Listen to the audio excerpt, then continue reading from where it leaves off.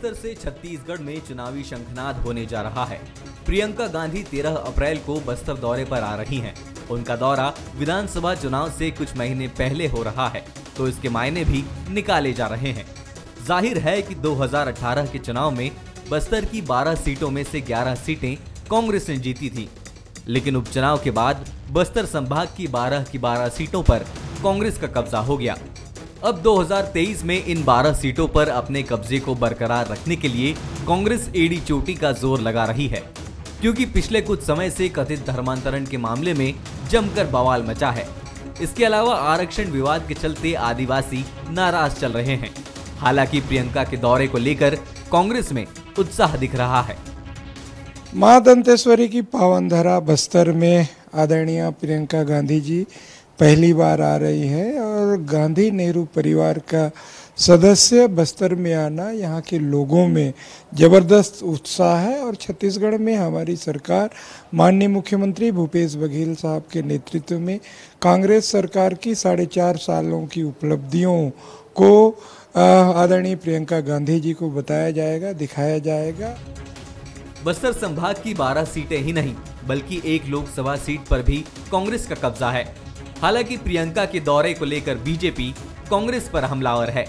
पूर्व मंत्री अजय चंद्राकर ने कहा कि प्रियंका गांधी के आने से कोई लाभ कांग्रेस को नहीं हो सकता। उत्तर प्रदेश का चुनाव हमने देखा है। उत्तर प्रदेश में तो सीटें और कम हो गई थी, क्या मूवमेंट था वहां, लड़के हूं लड़ सकती हूं।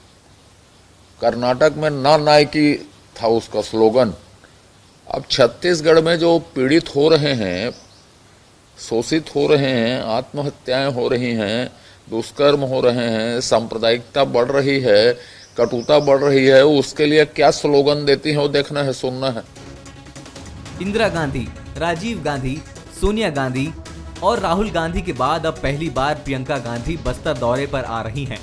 कांग्रेस नेता तो प्रियंका गांधी में इंदिरा की छवि भी देखते हैं। इतना ही नहीं, कहा तो ये भी जाता है कि सत्ता की चाबी बस्तर से ही निकलती है। बस्तर का ऊंट जिधर करवट लेगा, सत्ता उसी राजनीतिक दल के इर्द गिर्द मानी जाती है। खैर, चुनावी साल में प्रियंका गांधी के दौरे से कांग्रेस को कितना फायदा और बीजेपी को कितना नुकसान होगा, ये तो आने वाला वक्त बताएगा। कुलेश्वर पांडे, बंसल न्यूज, जगदलपुर। प्रियंका गांधी क्या बस्तर के बिगड़े समीकरण को सही कर देंगी? क्या बस्तर की 12 सीटों पर अगर मगर का भंवर थम जाएगा? प्रियंका के बस्तर दौरे को लेकर कांग्रेस शायद इसी यकीन में बड़ी शिद्दत से जुटी है। प्रियंका कल बस्तर में आएंगी तो क्या ऐसा करिश्मा होगा जो कांग्रेस को बस्तर में संजीवनी दे जाएगा? ऐसा नहीं कि बस्तर में कांग्रेस कमजोर है, बस्तर में कांग्रेस का मजबूत जनाधार है, लेकिन हाल के दिनों में आरक्षण और बीजेपी के दिग्गज नेताओं की सेंधमारी ने कांग्रेस को थोड़ा चिंता में जरूर डाल रखा है। लेकिन प्रियंका के आने के बाद कांग्रेस मान रही कि सब कुछ ठीक हो जाएगा। कांग्रेस सरकार के कार्यक्रम का नाम भरोसे से जुड़ा हुआ है। जाहिर है प्रियंका के दौरे को भी भरोसे से ही जोड़कर देखना चाहिए। कांग्रेस के लिए भरोसा 2023 के चुनाव के लिए भरोसा है। नमस्कार, आज के मुद्दे में आप सभी का स्वागत है। मैं हूं आदित्य नामदेव। बीजेपी की तरफ से अमित शाह और जेपी नड्डा, तो कांग्रेस की तरफ से प्रियंका गांधी।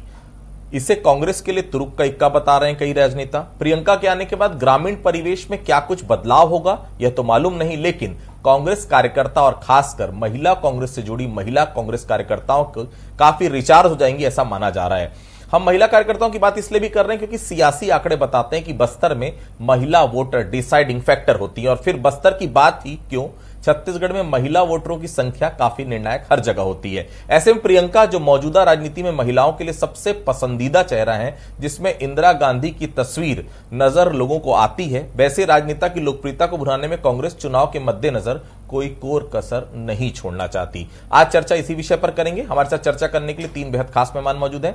हमारे साथ कांग्रेस से धनंजय सिंह ठाकुर जी मौजूद है, बहुत स्वागत करता हूं मैं उनका।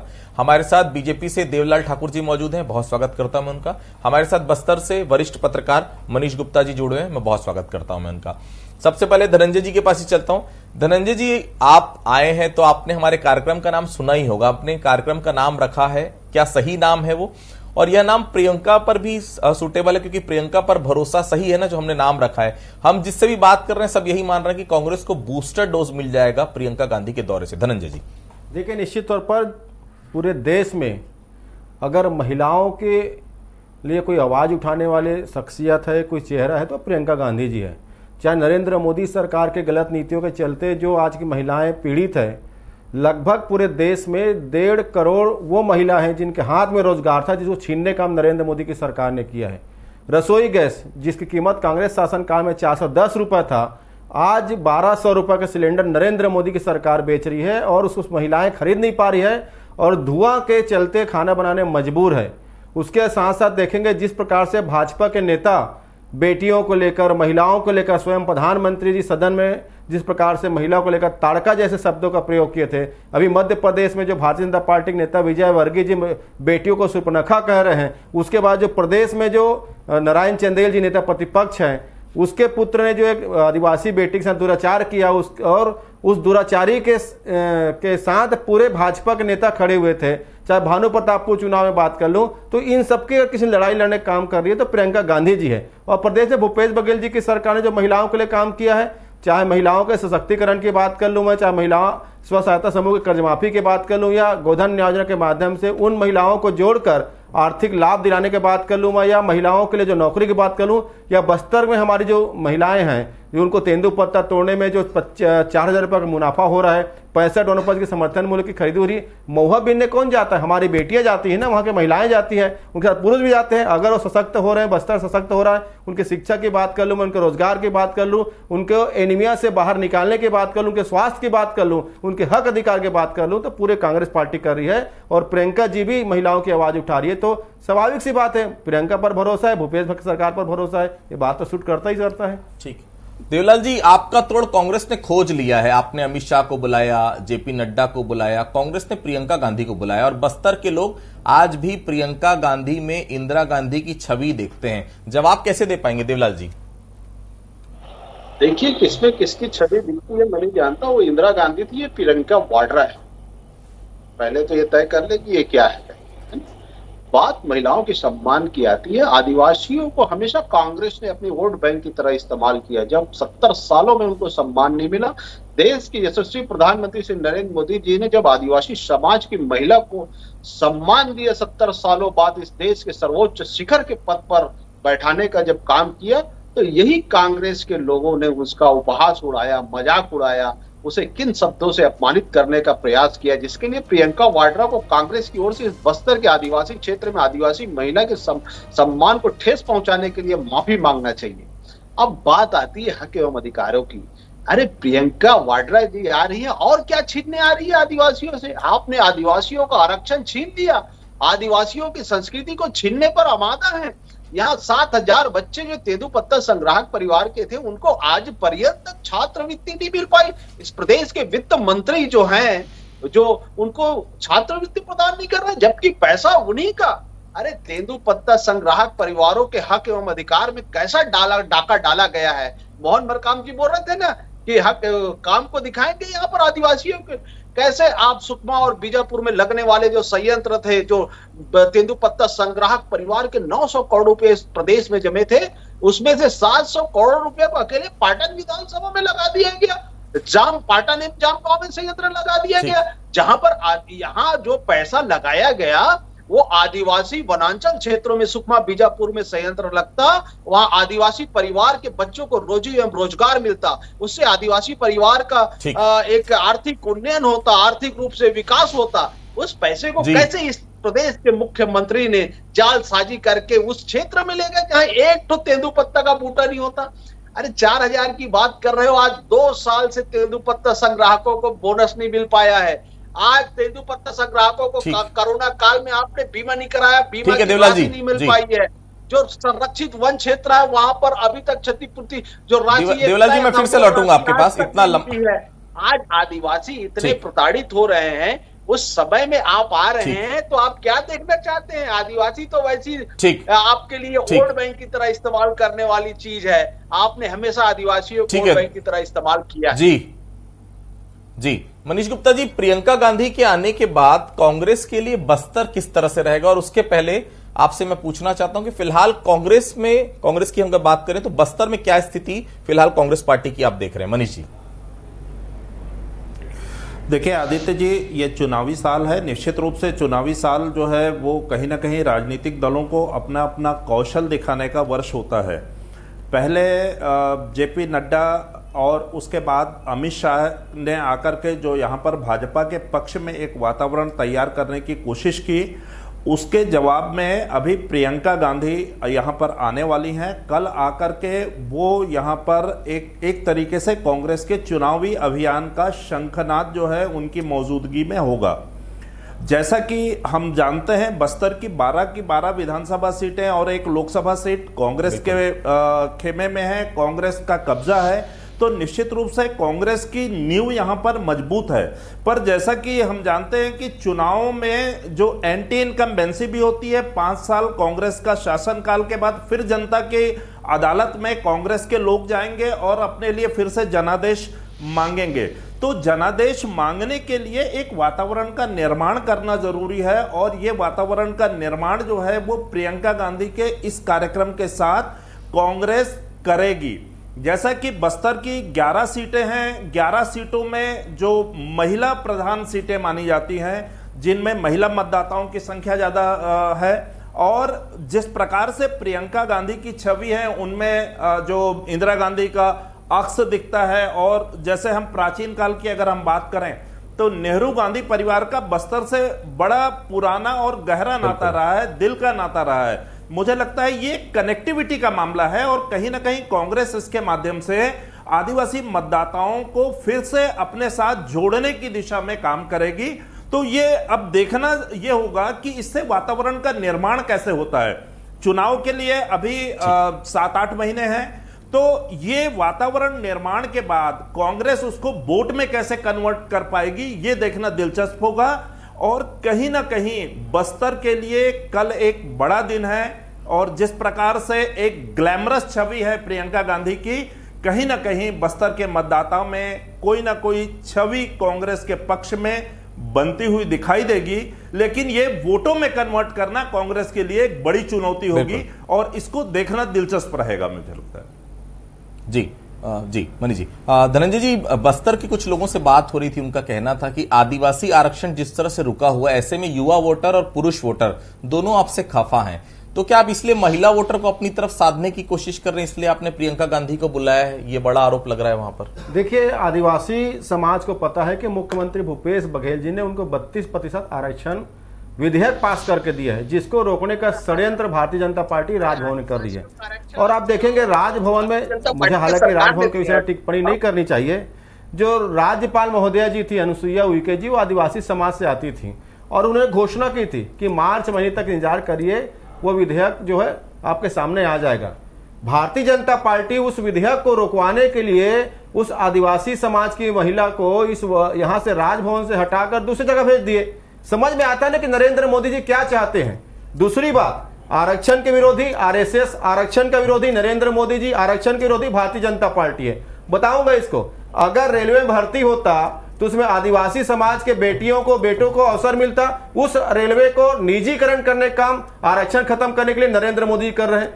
अगर सरकारी संस्थाओं में भर्ती होती, उसका लाभ बेटी को मिलता, सुन लीजिए, उसका लाभ मिलता आदिवासी बेटियों को, बच्चों को। नरेंद्र मोदी जी आरक्षण को खत्म करने के लिए उसको अडानी को सौंप रहे हैं। सुन लीजिए ना, हो गया तकलीफ शुरू में। दूसरी बात, रमन सिंह चले आप बोल लीजिए। देवलाल जी मैं आऊंगा आपका, देवलाल जी मैं पूरा, देवलाल जी पूरा समय दूंगा आपको, देवलाल जी पूरा समय दूंगा, पहले बोल लीजिए ना, मैं पूरा समय दूंगा। धनंजय जी कंप्लीट करिए, फिर मैं देवलाल जी के पास चलूंगा। जी ठीक है। आप देखेंगे रमन सिंह जी मुख्यमंत्री थे, तीसरी बस्तर के बेटी जो मीना खलको है, सारकेगुड़ा कांड, पेड्डूगुड़ा कांड, जहां बलात्कार की घटनाएं हुई और रमन सिंह जी भारतीय जनता पार्टी के लोग ताली बजाते बैठे थे।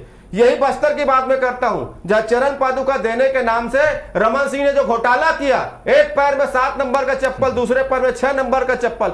भारतीय जनता पार्टी के आदिवासी बेटियों का ऐसा उपहास उड़ाएगी क्या, ऐसा मजाक बनाएगी क्या? मैं पूछता हूं देवलाल ठाकुर जी, एक पैर 5 नंबर जूता पहन पाएंगे, एक नंबर में 7 नंबर जूता पहन पाएंगे? कैसे सोच के लोग? दूसरी बात, मैं तो कह रहा हूं ना, आदिवासियों के हक अधिकार का काम किसने किया? तो कांग्रेस पार्टी ने किया है। रमन सिंह और भाजपा ने शोषण किया है। अभी नरेंद्र मोदी जी शोषण कर रहे हैं, क्यों नहीं करते? 30 लाख पद खाली है केंद्र सरकार के पास, उसमें आदिवासी बेटियों को बेटों को अवसर मिलता, लेकिन अडानी को लाभ पहुंचाने के लिए और आरक्षण को खत्म करने के लिए उसका निजीकरण कर रहे हैं। ये कभी आदिवासियों बुला नहीं चाहते। ये तो लौंगी गुड़ा में डंडा मार के जमीन को छीने थे। ये आदिवासी बेटियों को नक्सली बताकर जेल में बंद किए थे। ये आदिवासियों के वन पट्टा नहीं देने की बात करते हैं। ये आदिवासियों के जो पेशा कानून है उसको खत्म करने की बात भारतीय जनता पार्टी करती है। ये क्या आदिवासियों की बात करेंगे? जी देवलाल जी, आप लोग प्रियंका गांधी के दौरे से चिंतित तो नहीं है? धर्मांतरण और आदिवासी आरक्षण को लेकर आपने बड़ा माइलेज लेने की कोशिश बस्तर में की थी। ऐसा तो नहीं लगता प्रियंका गांधी के आने के बाद, कल दौरे के बाद माइलेज पूरी तरह से शून्य हो जाएगा?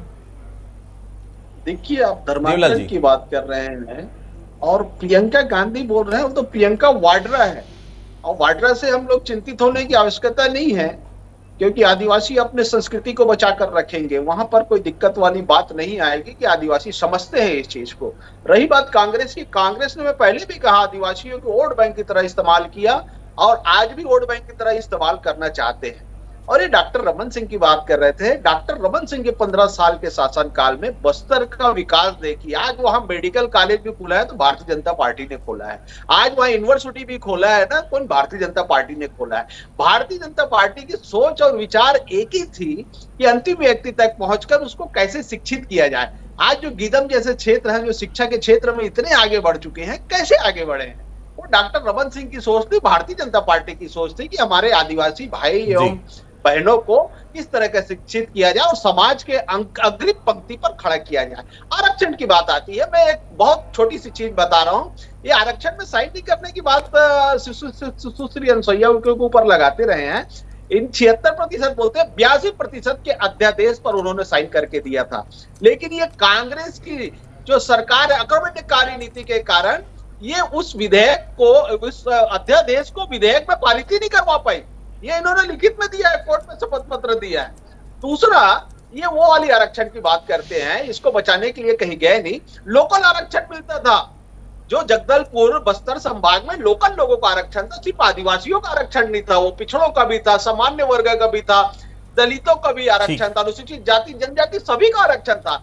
अरे उस आरक्षण तक को आप खा गए। क्या चाहते हो आप कि बस्तर के लोगों को जिनको नौकरी मिलना था, आज बस्तर के लोगों से पूछो, वहां के युवाओं से पूछो, उस आरक्षण के नहीं मिलने से इतना नुकसान हो रहा है। इस मुख्यमंत्री को सोचना चाहिए। उतने में भी आप नहीं रुके। बस्तर में जो संयंत्र लगने थे करोड़ों रुपए का, उस संयंत्र को आप पाटन विधानसभा में ले गए। धिक्कार है, इस प्रदेश के मुख्यमंत्री को माफी मांगना चाहिए और मोहन मरकाम को प्रियंका वाड्रा के सामने मुख्यमंत्री से जवाब भी मांगना चाहिए कि आदिवासी क्षेत्र के साथ कैसे इस प्रदेश के मुख्यमंत्री ने अन्याय किया है। ठीक ठीक ठीक। मनीष जी, आप माहौल किस तरह से देख रहे हैं? प्रियंका गांधी को लेकर बस्तर क्या सोच रहा है? लगभग 5 दशक बीत रहे हैं जब इंदिरा गांधी आई थी बस्तर। क्या प्रियंका गांधी की तुलना इंदिरा गांधी से की जा सकती है? बस्तर के लोग क्या ऐसी कोई तुलना कर रहे हैं? मनीष जी, देखिए, तुलना करना मुझे लगता है जल्दबाजी होगी। हाँ, ये जरूर है कि प्रियंका गांधी जो है वो कहीं ना कहीं उनमें एक इंदिरा गांधी का अक्स जरूर दिखता है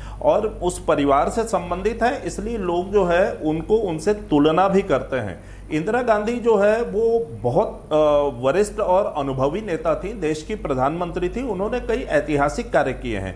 मुझे लगता है प्रियंका गांधी की राजनीतिक जो है अभी शुरुआत है और अभी उन्हें काफ़ी लंबा सफ़र तय करना है और आज की डेट पर इंदिरा गांधी से तुलना मुझे लगता है बेमानी होगी।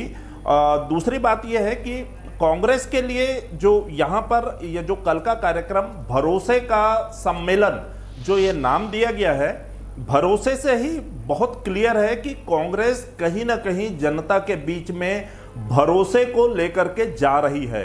अब ये भरोसा सरकार पर है, कांग्रेस पर है या जनता पर है, ये देखना दिलचस्प होगा और मुझे लगता है कल के बाद ये स्पष्ट होगा ये भरोसा किस पर है।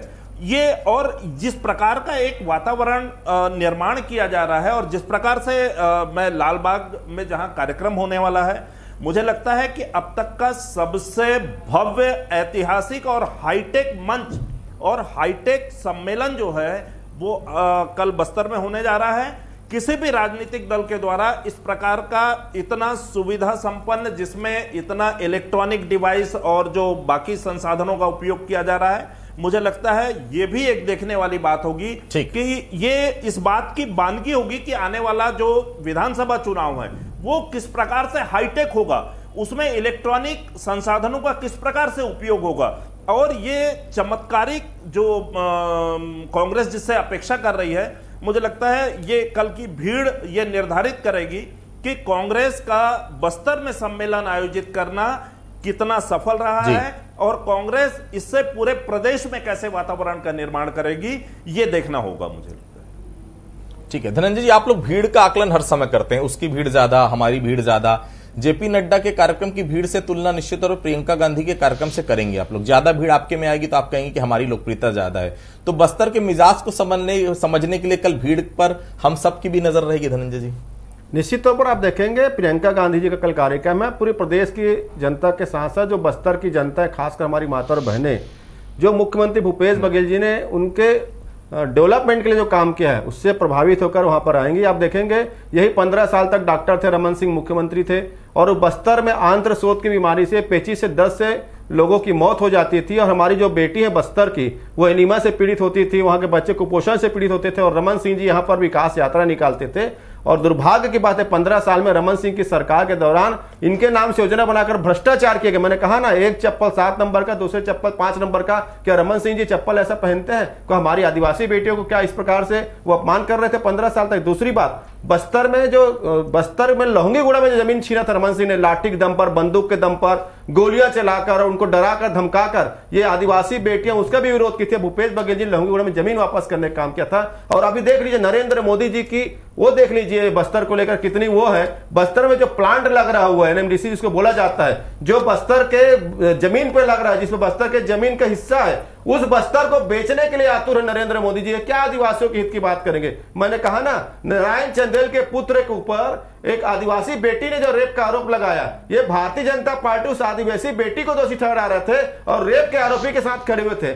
भानु प्रतापपुर में क्या हुआ और रमन सिंह की सरकार एकदम क्या हुआ? तो जिनको आदिवासी बेटियों के इज्जत से कोई लेना देना नहीं है, जिनको आदिवासी बेटियों के शिक्षा से कोई लेना देना नहीं है, जिनको आदिवासी बेटियों को मिलने वाले आरक्षण से कोई लेना देना नहीं है, जिनको आदिवासी बेटियों के स्वास्थ्य से कोई लेना देना नहीं है, ऐसे लोग क्या आदिवासियों की चिंता करेंगे? मैं तो पूरा कह रहा हूं कि नरेंद्र मोदी जी ने आदिवासियों के आरक्षण को खत्म करने का षड्यंत्र रखा है, इसलिए सरकारी संस्थाओं का निजीकरण कर रहे हैं। भूपेश बघेल जी छत्तीसगढ़ में जब आरक्षण दिए और जब अनसुया उइके जी जो आदिवासी समाज से आती है, उन्होंने भी कहा था कि मार्च में इस आरक्षण के संदर्भ में कहूंगा तो ये संघी और भाजपा मिलकर उस आदिवासी समाज की बेटी जो आदिवासी समाज को आरक्षण देना चाहती थी, उसको भी यहाँ से राज्यपाल के पद से हटा दिए। और तो कैसे आदिवासियों के हित की बात करेंगे? ठीक देवलाल जी, आप लोग प्रियंका गांधी के आने के पहले बहुत सारे आरोप लगा रहे थे, भीड़ जुटाने के लिए सरकारी तंत्र का प्रयोग किया जा रहा है। आपके समय नहीं होता था क्या? और एक सवाल का जवाब जरूर दीजिएगा, छोटे छोटे आरोप तभी लगते हैं जब आपके पास तर्क की कमी होती। क्या वाकई में तर्क नहीं है या प्रियंका गांधी के दौरे से भारतीय जनता पार्टी कहीं ना कहीं डरी हुई है? देखिए, जो प्रियंका वाड्रा है उसके दौरे से हम कहीं पर डरे नहीं हुए। मैं तो पूछ रहा हूँ ना, सवाल पूछ रहा हूँ, तर्क की कमी की क्या बात है? मैं जो जिनाइन चीजें पूछ रहा हूँ, ये जो लोग है ना रायपुर में बैठ के हम आदिवासियों की बात को नहीं कर सकते। आदिवासी परिवार से पूछिए जो तेंदुपत्ता संग्राहक को बेचते थे, आज उनको 2 समय का बोनस नहीं मिला है। 7,000 बच्चे हमारे जिनको छात्रवृत्ति मिलना था, उनको छात्रवृत्ति नहीं मिल पाया। बीमा की राशि आज तक नहीं मिल पाई। पेशा एक्ट की बात करते हैं आप, आदिवासी परिवार से पूछिए क्या उसको तेंदुपत्ता बेचने का अधिकार इस पेशा एक्ट में नहीं दिया गया है? पेशा एक्ट की आत्मा ही निकाल दी गई है। आदिवासी परिवार के अंदर देखिए तो आपको देवलाल जी सवाल पूछ रहा हूँ, वो जो आदिवासी बेटी ने जो दुराचार के आरोप लगाए नारायण चंदेल के पुत्र के ऊपर, उसमें आपकी क्या राय है? वो दुराचार आदिवासी बेटी ने नारायण चंदेल के पुत्र खत्म करेंगे के आरोप लगाए, उसमें क्या जवाब आप बताएं? आप आदिवासी समाज से हो ना, सुनिए ना, एक सवाल पूछ रहा हूं आपसे, निवेदन पूर्वक सवाल पूछ रहा हूं। उस आदिवासी बेटी ने नारायण चंदेल के पुत्र पर दुराचार के आरोप लगाए, आदिवासी समाज के नेता होने के नाते क्या देवलाल ठाकुर स्पष्ट करेंगे? इसमें आपकी राय क्या है? जवाब देवलाल जी जवाब दे दीजिए, फिर वाइंड अप करना जी। कराना जवाब मिलेगा जब 2023 नहीं देंगे जवाब ना, ये तो भाजपा जाके आदिवासी विरोधी हो चुके हैं। प्रियंका वाड्रा, अरे आदिवासी बेटी के साथ दुराचार हुआ, आपको शर्म नहीं आती? अपने आपको आदिवासी समाज के नेता बोलते हो और नारायण चंदेल जिंदाबाद लगाते हो, आपको तो शर्म आना चाहिए। एक आदिवासी बेटी के साथ आपके नेता प्रतिपक्ष के बेटे ने दुराचार किया, आप एक लाइन नहीं बोल पा रहे हो, आपको शर्म नहीं आती? आप कहां से आदिवासी की तैसी हुए?